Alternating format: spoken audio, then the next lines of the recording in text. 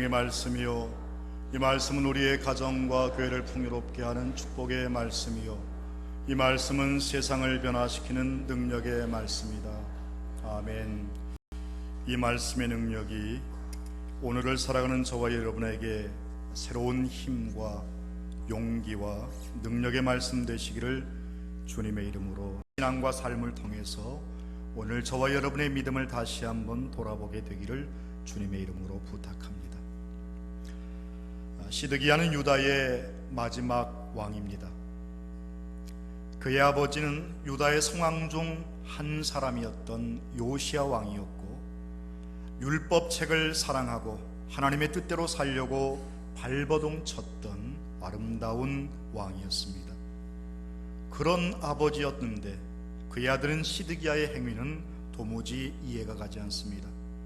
성경은 그의 삶을 하나님 보시기에 악을 행하고 선지자가 하나님의 말씀을 일러도 겸비치 아니하였더라고 성경은 말씀하고 있습니다. 요시야 이후에 당시 이스라엘 유다 나라는 나라꼴이 말이 아니었습니다.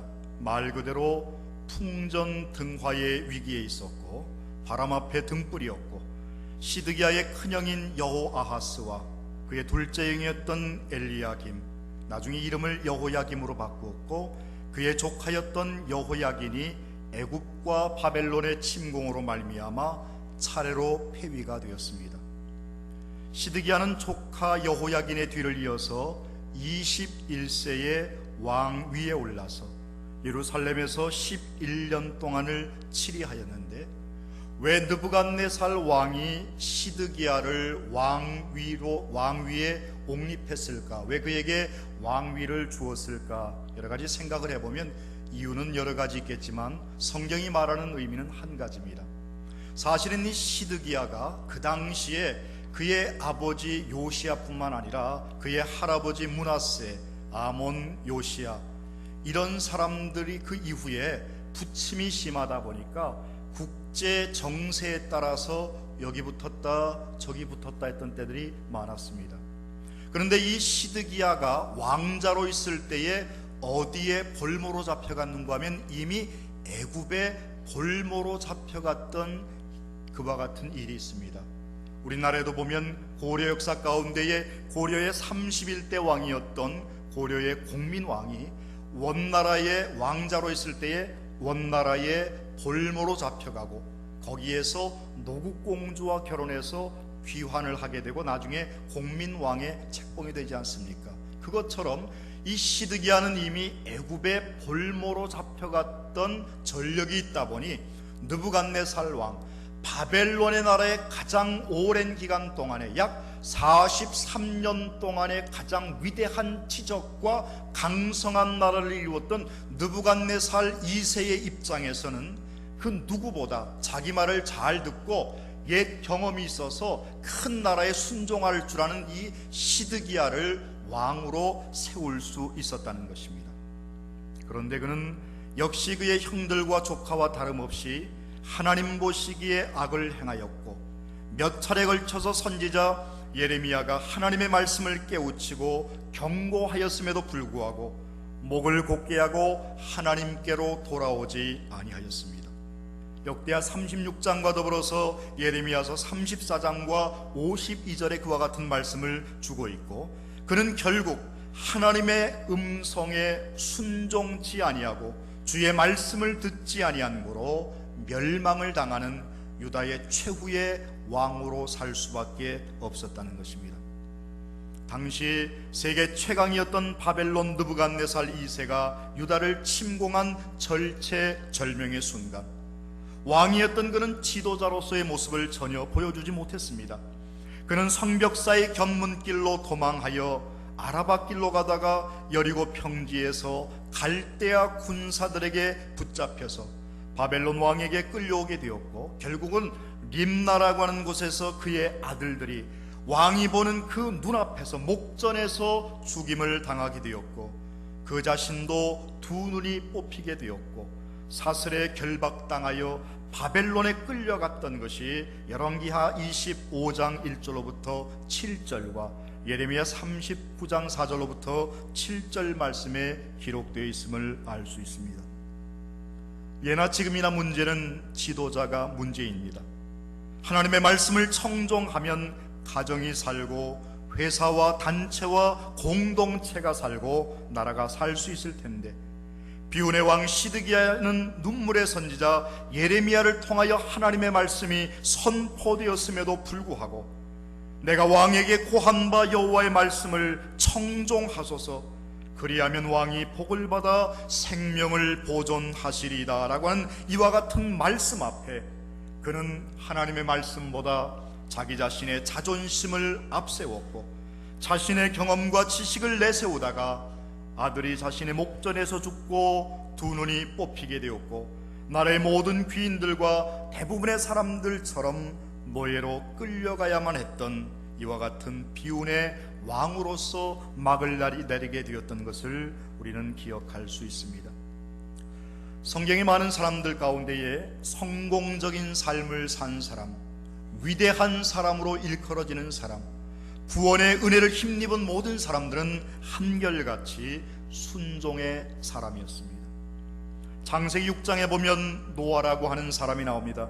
그는 120년 동안 방주를 만들었다고 성경은 전해주고 있습니다. 주일학교 다니신 분들은 기억하실 텐데, 노아 할아버지 배를 짓는다, 노아 할아버지 배를 짓는다, 높은 산 꼭대기에다 배를 짓는다. 앞집에 김첨지, 뒷집에 박첨지 모두가 반대하여도 높은 산 꼭대기에다 배를 짓는다. 그런 찬양이 있습니다. 많은 사람들이 반대하는 것뿐만 아니라 이제 나이가 드니 노아가 노망이 나서, 아니 청청 같은 이와 같은 떼약볕에, 아니 감으로 모든 것이 다 이렇게 황폐한 이때에 이 배를 짓는다고 하는 것, 또 더욱이 성경에 보면 높은 산 꼭대기에라고 나오지는 않지만 뒷부분에 가보면 땅 위에 지었다고 말하고 있습니다. 사실 배를 지을 때는 물론 바다 가까운 데서 짓지만 요즘은 기술이 발달해서 건식공법이 있어서 도크를 만들지 않고 배를 짓는 기술도 없지 않아 있지만, 과거에 바다 가까운 데서 짓는 것이 아니라 육지에서 배를 짓는다고 하는 것은 참으로 어리석은 일이고 이치에 맞지 않는 일이었습니다.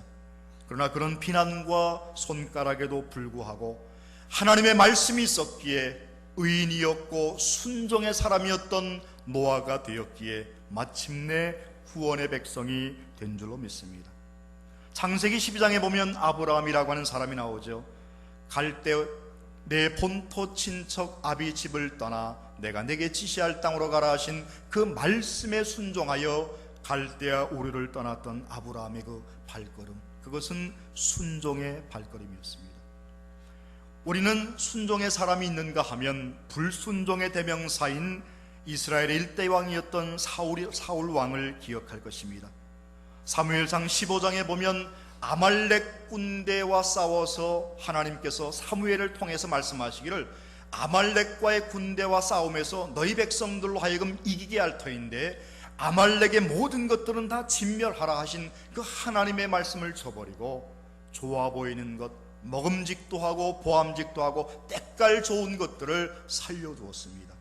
사무엘이 마침내 돌아와서 모든 것을 다 이렇게 살펴볼 때에 왕의 장막 뒤에 양의 울음소리가 나고 염소의 울음소리가 나고 소의 울음소리가 나는 것을 사무엘이 들었습니다.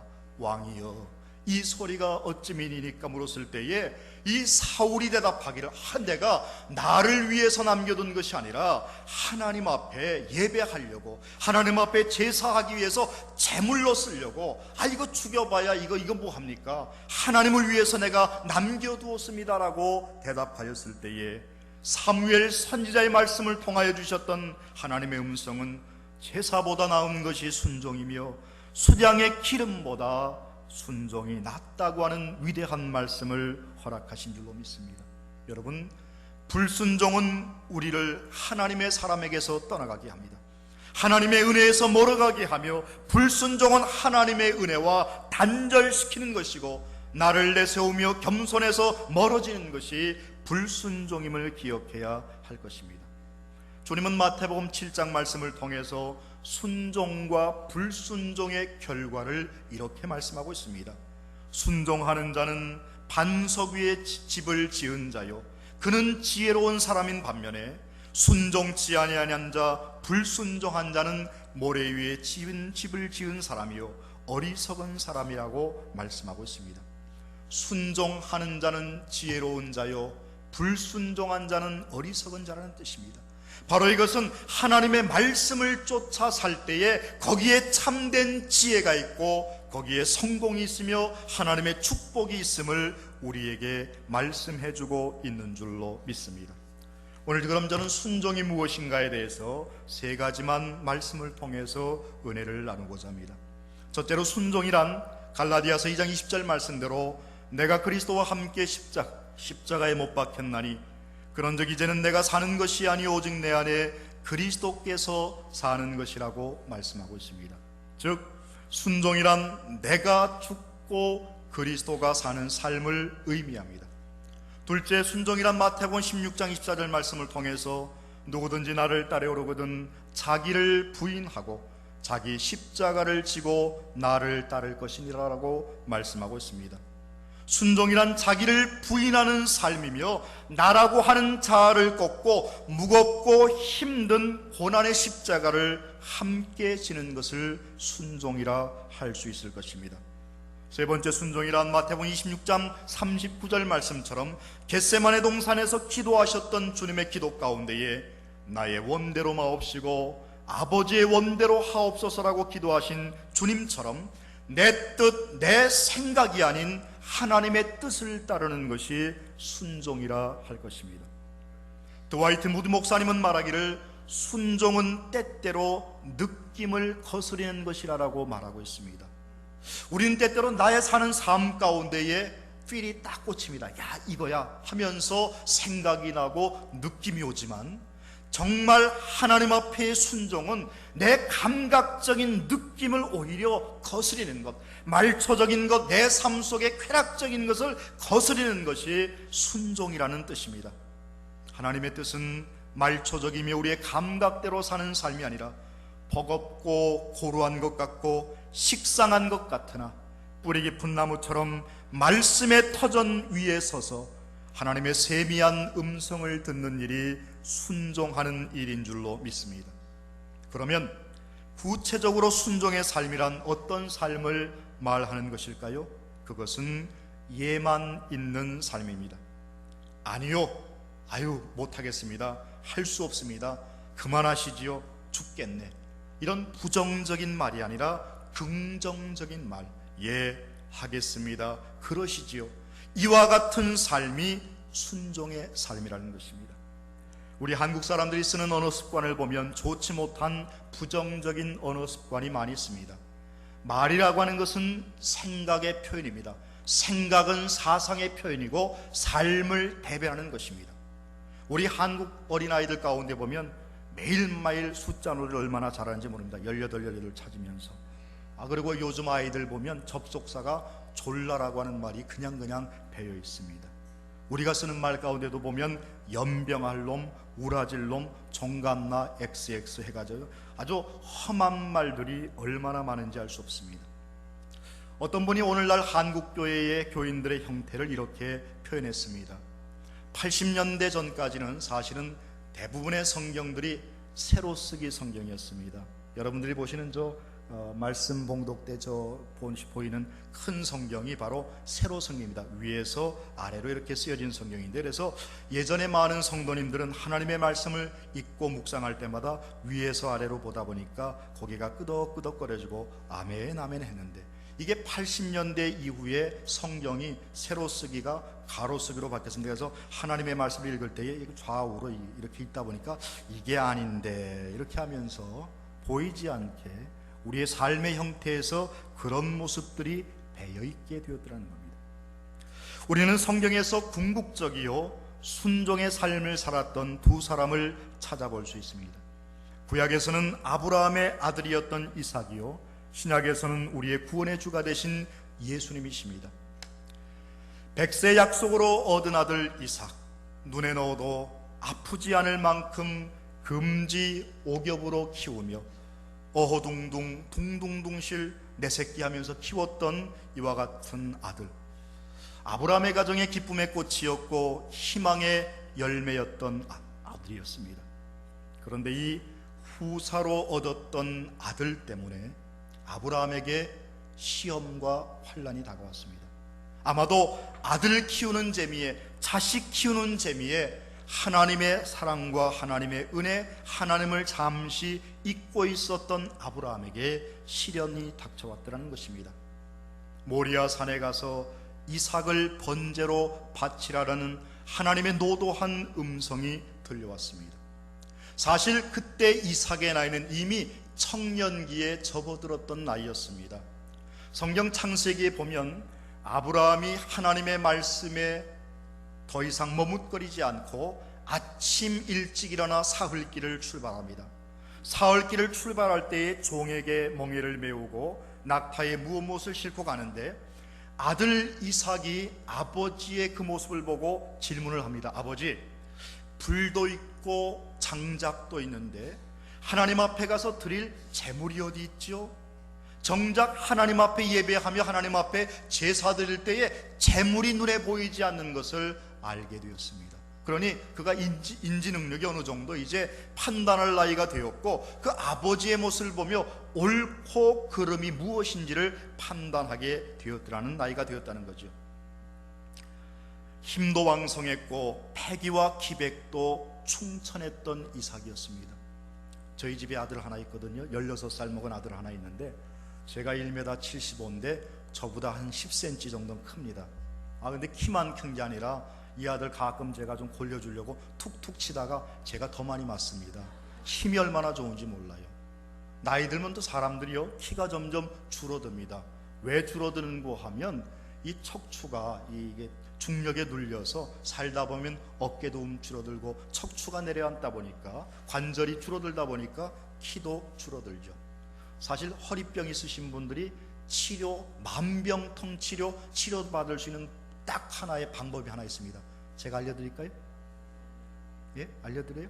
근데 돈이 많이 듭니다. 왜 돈이 많이 드는가 하면 우주 여행을 해야 되기 때문에, 우주선을 타고 우주 공간에 무중력 상태에 가시면 여러분 평생 허리 아픈 거 고질병이 싹 사라집니다. 근데 우주 공간에서 사셔야 된다는 단점이 있다는 거죠.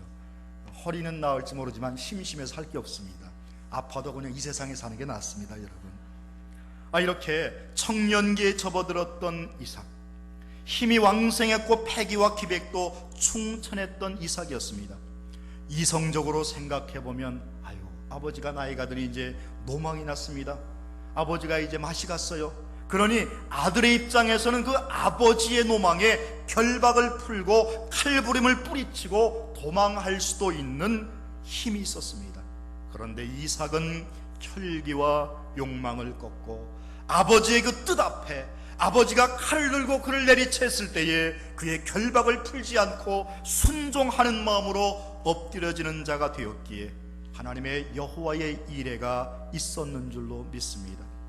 하나님의 역사와 하나님의 은혜는 거저오는 것이 아닙니다. 내 뜻을 꺾고 내 생각을 접고 하나님의 뜻에 나를 맞출 때에 하나님의 위대한 역사가 함께 할 줄로 믿습니다.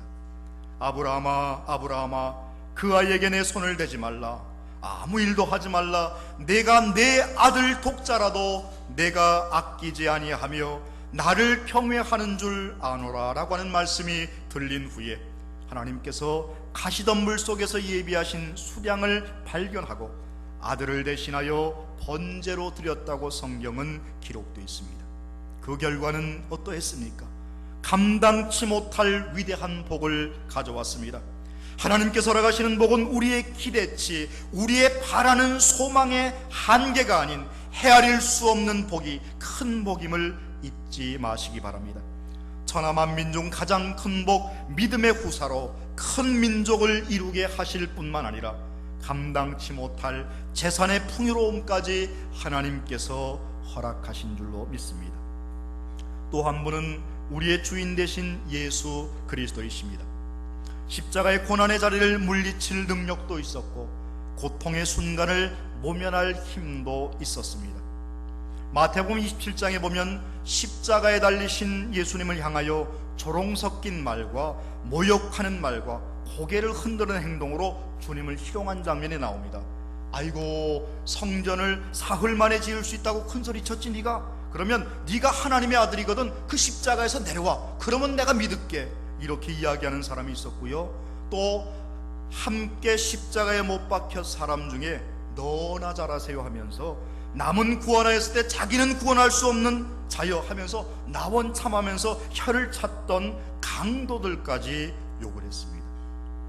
하나님의 큰 뜻을 이루기 위해서 육체의 고난과 고통 속에서 하룻밤을 지새며 땅에 떨어진 땀방울이 아라리 붉은 꽃을 먹으면 핏방울이 되기까지 고뇌하며 간구하시면서 마침내 내 원대로 마옵시고 아버지 원대로 하옵소서라고 순종했던 주님이셨기에 비난과 그 사람들의 손가락질을 멀리하고, 아니 그 자리에서 주님이 내려오셨더라면 십자가에 달리셨던 주님이 그 모든 것을 못을 뽑고 그들에게 아주 위대한 원대한 능력의 주님으로 나타나셨다고 한다면 그 자리에 있었던 그 사람들에게는 하나님의 능력이 나타났을지 모르겠지만 위대한 인류 구원의 역사를 이룰 수는 없었을 것입니다. 주님이 순종이 있었기에 우리의 모든 자를 구원한 인류 구원의 큰 역사를 이룰 수 있게 된 줄로 믿습니다. 우리도 때때로 이삭과 같은 상황과 주님과 같은 경우에 처할 때가 있습니다. 이성적으로, 경험적으로, 지식적으로 판단해 보건대 도저히 이치에 맞지 않을 때가 있습니다. 신앙의 경륜도 있고 모태신앙이며 거듭남의 체험도 있고 능력도 받았습니다. 교회를 위해서 직분도 받았고 성령의 은사도 때때로 맛보았다는 말입니다. 그리고 사회적인 배경도 안정적입니다. 그런데 우리는 여기에서 막히고 맙니다. 진실로 주님과 같은 순종과 주님의 희생이, 그리고 이삭과 같은 순종이 왜 저와 여러분의 삶에는 나타나지 못할까요? 그 이유는 내가 죽지 않았기 때문입니다. 성경은 요한복음 20장 말씀을 통해서 우리에게 이렇게 말씀하고 있습니다. 죽어라, 죽어라, 죽어라. 한국 사람들은 참 죽는 것을 좋아합니다. 배가 고파도 죽겠고, 배가 불러도 죽겠고, 맛있어 죽겠고, 맛없어 죽겠고, 기분 나빠 죽겠고, 기분 좋아 죽겠고, 아무튼 잘 죽습니다. 그런데 육에 대하여는 죽지 못합니다. 세상의 돈에 대하여는 죽지 못하며 명예와 권세와 정욕과 탐심에 대하여는 죽지 못합니다. 믿음의 성도들이여, 육이 죽어야 합니다.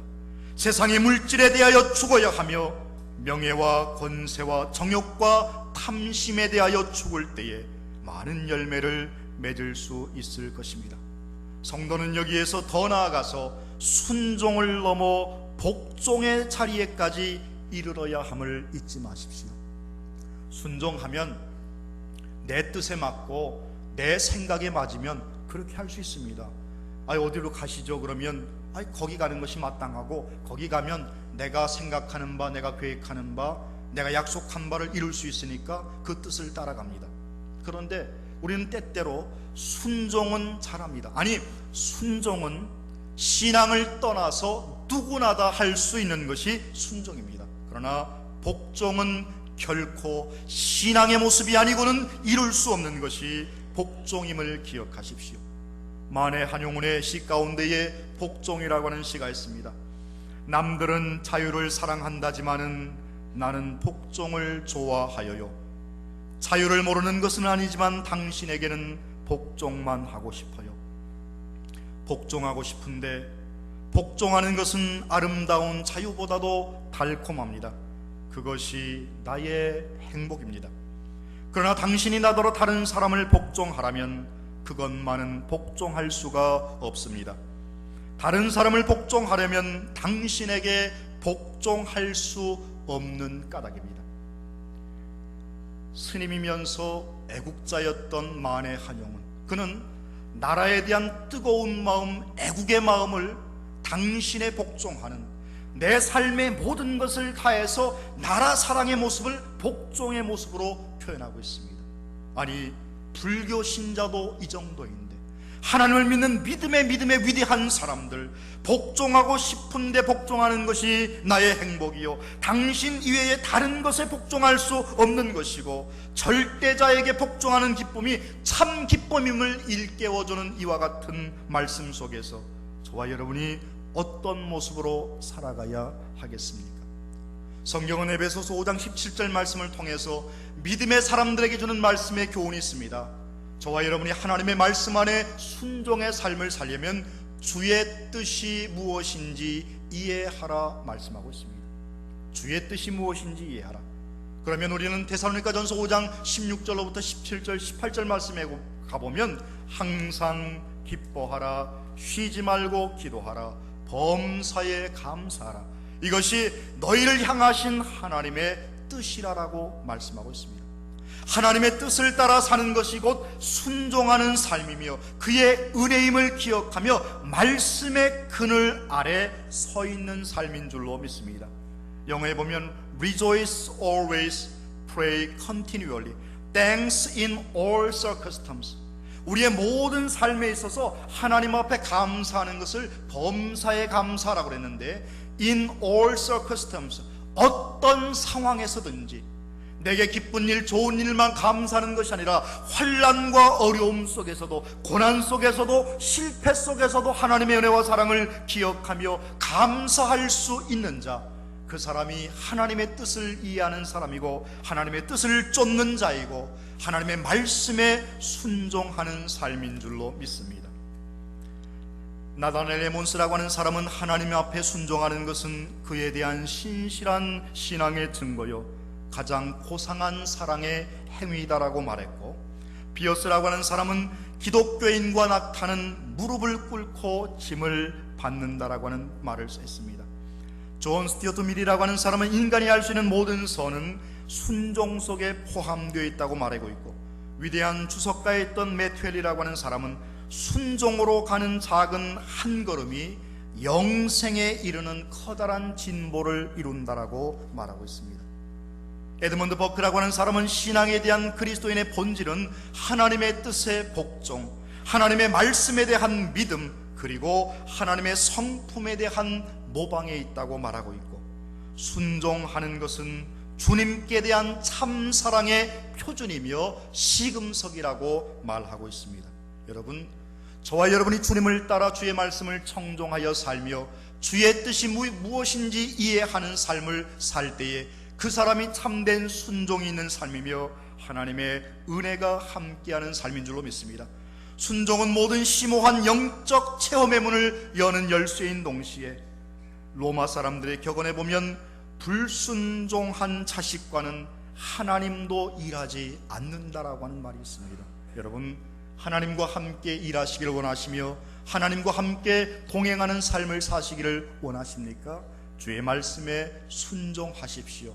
내 느낌, 내 생각과는 틀리고 내가 알고 있는 경험과는 다를지라도 내게 말씀하시는 그 하나님의 말씀을 다시 한번 되새김을 통해서 날마다 순종하며 세미한 음성을 듣고 주께서 어떻게 역사하는지 너희는 서서 잠잠히 하나님의 역사를 목도하라 말했던 모세의 말에 귀를 기울이는 저와 여러분이 되어서 날마다 그 말씀 앞에 순종하는 복된 삶을 살아가게 되기를 주님의 이름으로 축원합니다.